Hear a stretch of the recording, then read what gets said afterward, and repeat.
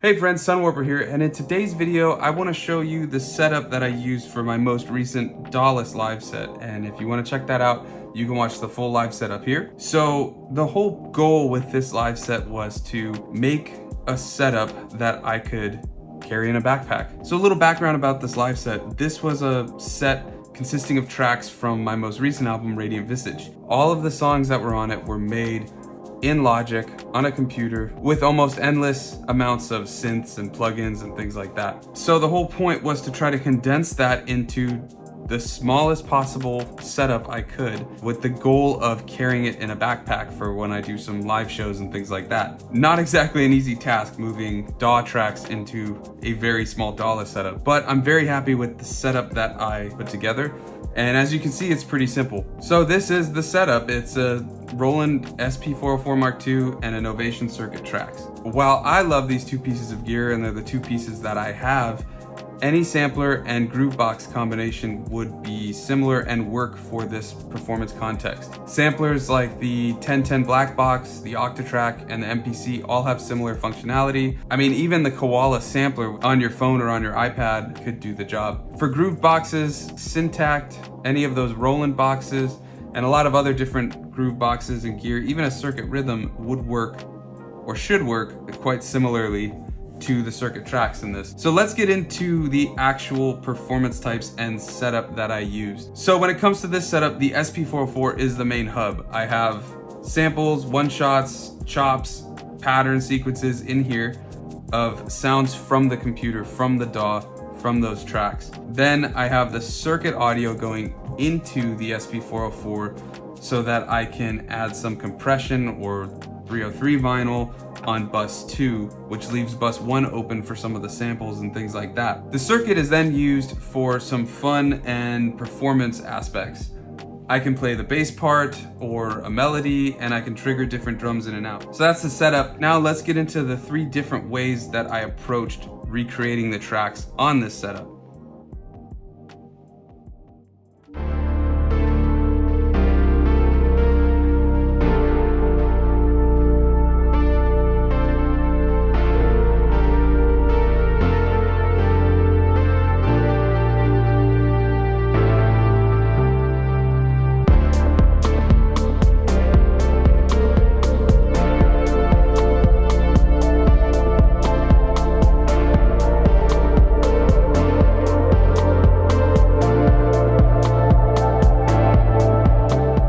So the first method that I used is playing live with samples and step sequencing and some improv. So I think the best track to look at that would be Life Returns. Here you can see I have a couple different scenes created, all using different patterns, because this song goes from a slower drum beat to a faster drum beat, and I wanted some different parts and things like that.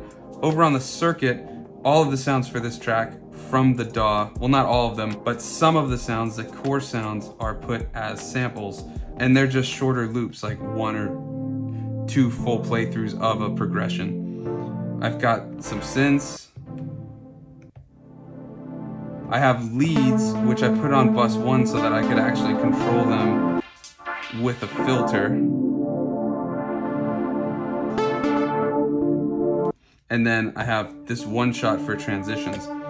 Now, the key here is that this is all sequenced with patterns, but I also created multiple patterns for this song. And so you can see here, it's just this part playing. Let's switch to this one. You can see all of these are playing. Let me shut off that sync on the filter.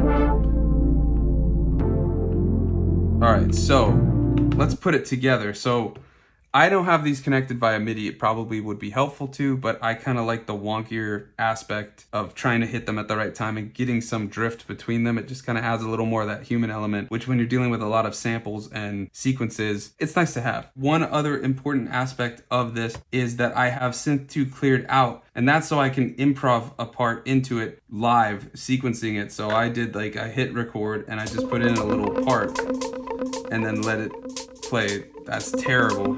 Obviously, it was better in the version you just saw, but that's kind of the idea. So this way I can play something live, but I can also sequence it and have it for later when I switch scenes. I also had some parts pre-recorded that I don't have clicked on usually, and I can improv first,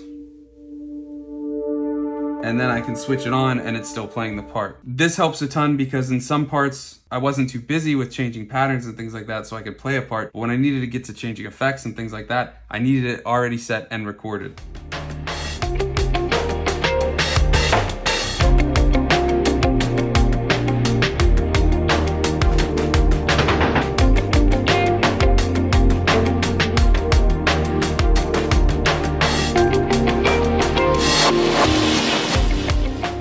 So let's get into the second way of performing live with this gear. So that's a little more of a simplistic and stripped down approach, and that is having a few one-shots and a backing track. Now in this case, there's actually three because I put the full drums of the track, the full bass track, and the full melodic content minus these one-shots, and I pad link them. You can do that by hitting Shift 7, and you can set your pad links, and so that when you hit it, all of them are hit. And I have the gate off so it plays the full song through. No loop so it doesn't restart. Then I have these. I can control these. I have them set for bus 1, and then I have this one set to bus 2 so that I can have scatter or DJ mode.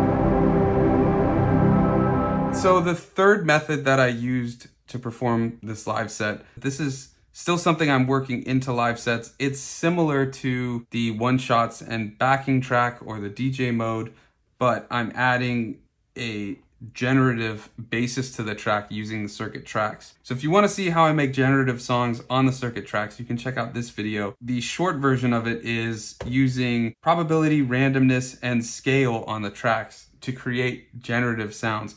So how it works is you can, per step, create the probability of a step being triggered when it's hit. How often is it going to play when it's triggered? And then over here in randomness, you're hitting the sequencer to play randomly rather than linear. With scale, you're just setting the key so that you can determine notes within a key. So it's bouncing between notes that all sound good together. I also messed with velocity so that some parts will be louder. It just adds a little more dynamic. You can even go farther than this with per step automation on filter, anything like that. So I use this generative build as the basis of the track. And then over on the SP, I had isolated stems, I think is probably the best way to put it, of each track, the full track from the outro of my album, Everything and Nothing. And so I have the main pad here.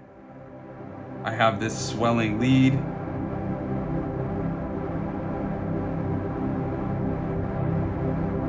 I have some other parts. I think there's bass here.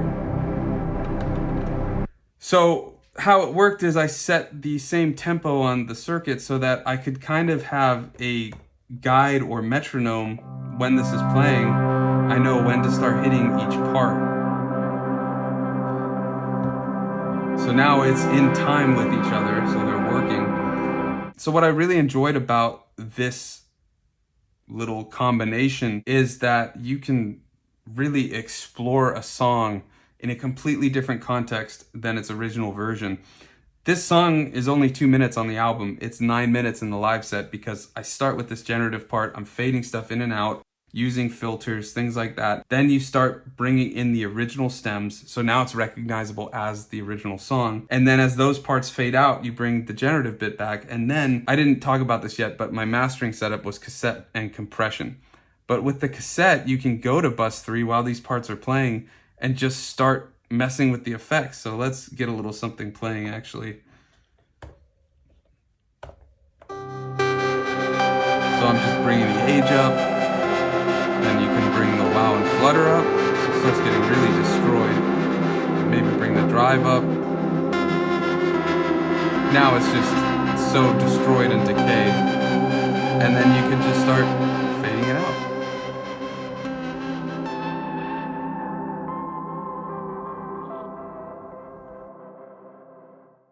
So I thought it was a really cool way to end the set with something completely different or a completely reworked version of something familiar.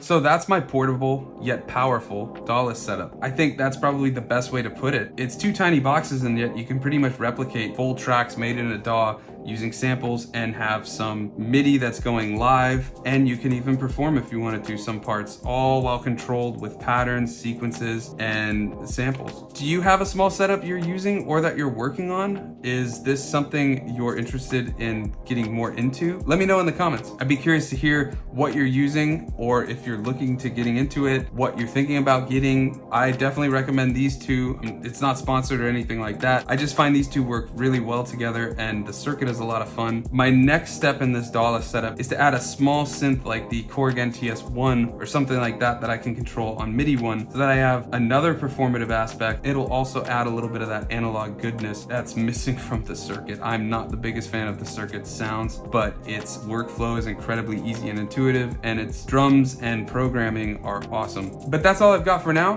Thanks for watching, and I'll see you next week.